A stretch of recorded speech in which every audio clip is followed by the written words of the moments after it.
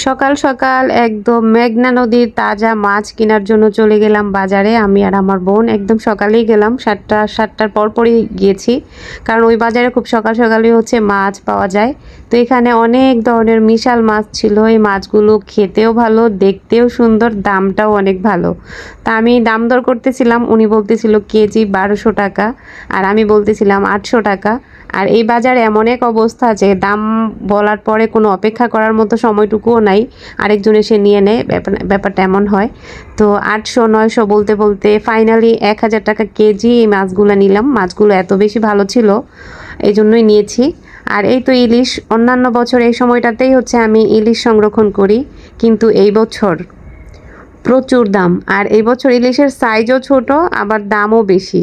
অন্য সময় কিন্তু, বিশেষ করে গত বছরও আমি যে ইলিশগুলো ফ্রোজেন করেছি, এখন মনে হচ্ছে যে ওগুলোই ভালো ছিল, তার আগের বছর আরও ভালো ছিল। প্রতি বছরই এখন দাম বাড়তেছে, আর আমরা আমাদের সাধ্যমতো বা যেরকম যেই সাইজের ইলিশগুলো নর্মালি কিনি, ওই সাইজের মাছগুলো বাজারে মানে পাওয়া যাচ্ছে না। হয়তো বা আরও কিছুদিন পরে পাওয়া যেতে পারে।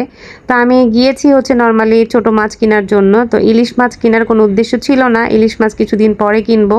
তার মধ্যে থেকে ছোট ছোট ঝাটকা কিছু নিয়ে নিলাম, যে না এগুলো জাস্ট ফ্রাই করে খাওয়া যাবে। এই জিনিসগুলো দেখতে পাচ্ছেন, এগুলো 1000 টাকা কেজি। আমার মনে হয় কেজিতে 4টা 5টা উঠবে এরকম।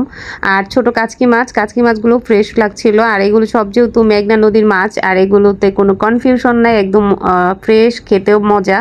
তাই কাচকি মাছগুলো নিয়ে নিলাম এবং কিছু ছোট ঝাটকা ইলিশ নিলাম ফ্রাই খাওয়ার জন্য। কেউ চাইলে তরকারিও খেতে পারবে, কারণ ইলিশ মানেই স্বাদ। আমার কাছে তো ইলিশ ছোট হোক বড় হোক আমার পছন্দ। তো অল্প ইলিশ নিলাম 1 কেজি করে। আর নিলাম কাচকি মাছ, নিলাম হচ্ছে ওই যে 5 মিশালি যে মাছগুলো দেখলেন ভিডিও শুরুতে, সেই মাছগুলো।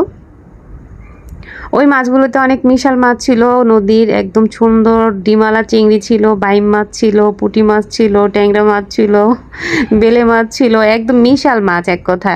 তো ওখান থেকে মাছ নিলাম, এগুলো নিলাম, নিয়ে একদম বাড়িতে চলে গেলাম, গিয়ে কাটাকাটি করে দেন একদম ঢাকায় নিয়ে আসলাম।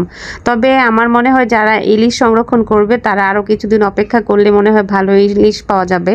এখনও বাজারে আমার মনে হচ্ছে ভালো ইলিশ আসতেছে না, আর যাই আসতেছে সেটা অনেক বেশি দাম আমার কাছে মনে হচ্ছে। তাই আমি এখন সংরক্ষণ করার ইলিশ যেটা নেই প্রতি বছর, এটা এই বছর এখনও কিনিনি, আরও কিছুদিন পরে কিনবো। কারণ প্রতি বছর আমি অনেক পরিমাণে ইলিশ সংরক্ষণ করি, কারণ ইলিশ মাছ আমার অনেক পছন্দ। ইলিশের সাইজ অনেক বড় বড় হতে হবে ব্যাপারটা তা না, মিডিয়াম সাইজ হলেও হবে। একটা মাছ হলে যেন একদিন রান্না হয়ে যায়, এরকম মাছ হলেও হয়। আর আমি ওই মাছগুলো নর্মালি ফ্রোজেন করি, আপনারা আমার আগে যে ফলোয়ার আছেন তারা অবশ্যই দেখেছেন। তো এবছর যদি মানে ফ্রোজেন করি, অবশ্যই ওই ভিডিও আপনাদের সাথে শেয়ার করব ইনশাআল্লাহ।